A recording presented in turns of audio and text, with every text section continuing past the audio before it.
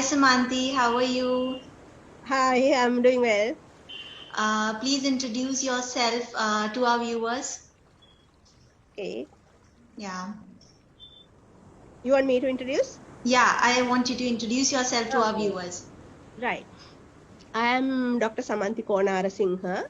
I would introduce myself as a mathematician, as an artist. So I had been a lecturer for about 25 years and a statistical consultant for more than 2 decades. And at the moment, I am the statistical consultant and academic director of the Institute of Mathematics and Management, Sri Lanka. Okay. So I think that's enough, no? For the introduction. Okay. Okay. Would you like to tell us what was your motivation during the COVID to carry out your research and participate in our conference? It is like this. I am a senior researcher. Okay. So for me, whatever happened in the world, so we have to go ahead. The world is going on. I am a statistician, so I know the we are in a wave. I'm Buddhist and a statistical consultant, so I know the things are happening. So we have to move ahead. We can't stop our life until the Okay. nature stops us. Okay.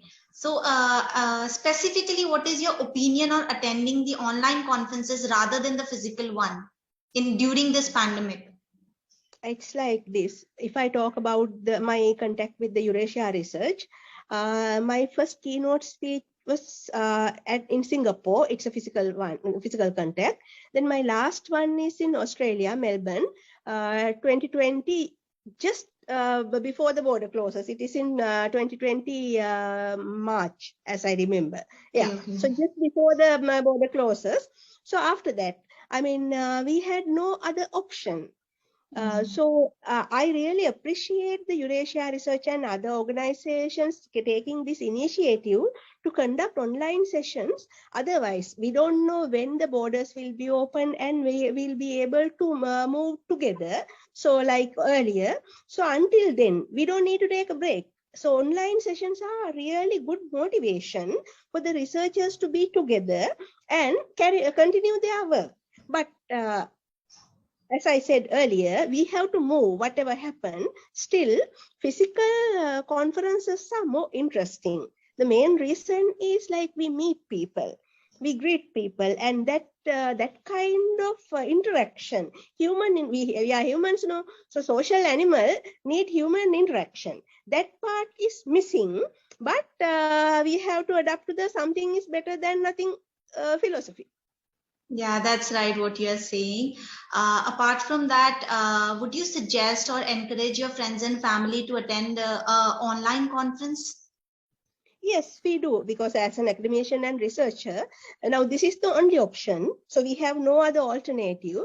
But until the world back to normal, we can't wait, especially the postgraduate students and the other academicians. They need to keep on doing the research publications for their academic improvement. And for some people, their promotions and things they need. So definitely, I motivate them to participate in online conferences as there is no other alternative. Yeah, But yeah. even after that, even when the borders are open, like say for example, as I said, my last conference with you is in Australia.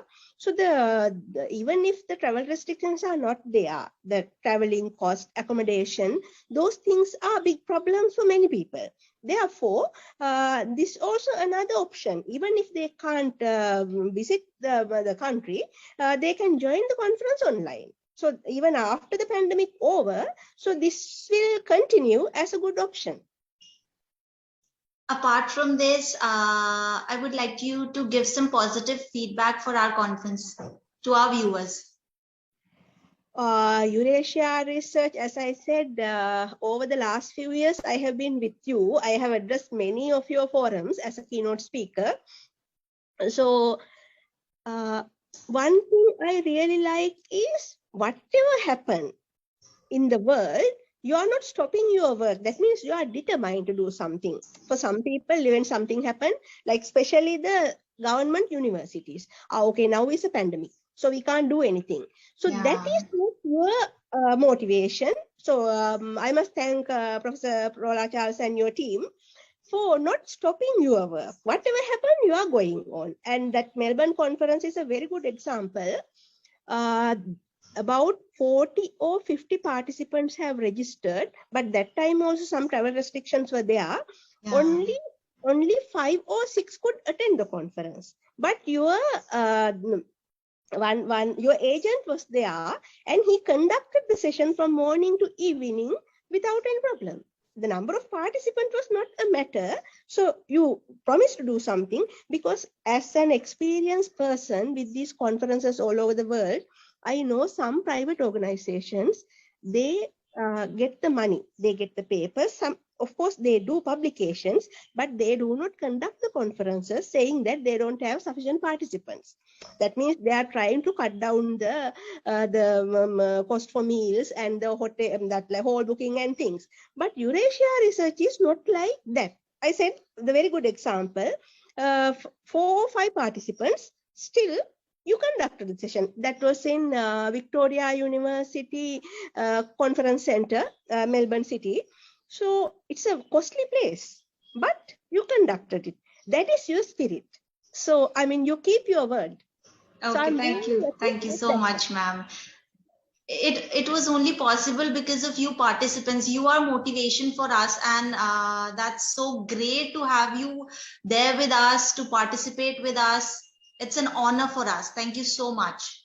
Yeah, Thank you so much. It was you who keeps us going to conduct the conferences, and thank you. okay. What else you want to know from me? That's all, ma'am. Thank you so much. Okay. See you another day. Bye. Bye. Hope to see you in our upcoming conferences. Thank you. Of course. Definitely I'll be with you. Okay, ma'am. Okay. Okay. Bye. Have a good day. Bye.